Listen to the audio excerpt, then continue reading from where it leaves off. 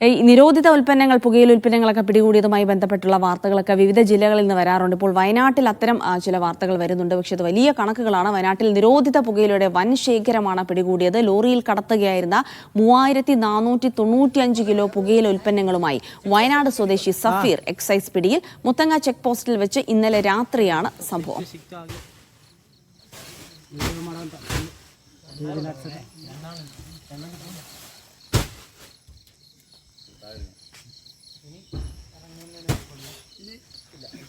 ഫൈസൽ നെടുമ്പാല വിവരങ്ങൾ നൽകാനായി ചേരും.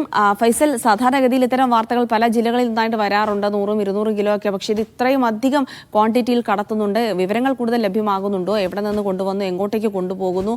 മറ്റ് വിവരങ്ങൾ എന്തൊക്കെയാണ് ഇപ്പോൾ പുറത്തു വരുന്നത് ഫൈസൽ?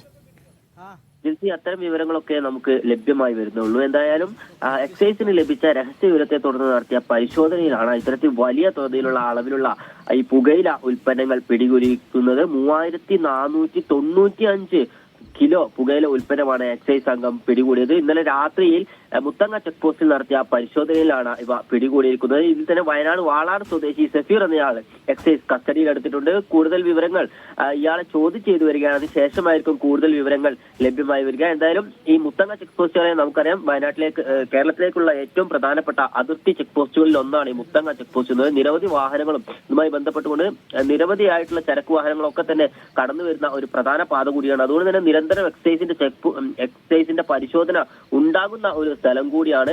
അതിനിടയിലാണ് ഇപ്പോൾ ഈ ഒരു ഇത്തരത്തിലുള്ള വലിയ അളവിലുള്ള ഒരു പുകയില ഉൽപ്പന്നങ്ങൾ പിടികൂടിയിരിക്കുന്നത്. ശരി, എന്തായാലും വലിയ ഒരു അളവിലുള്ള പുകയില ഉൽപ്പന്നങ്ങൾ പിടികൂടിയിരിക്കുകയാണ് വയനാട്ടിലെ. വിവരങ്ങളാണ് ഫൈസൽ നെടുമ്പാല പങ്കുവച്ചത്.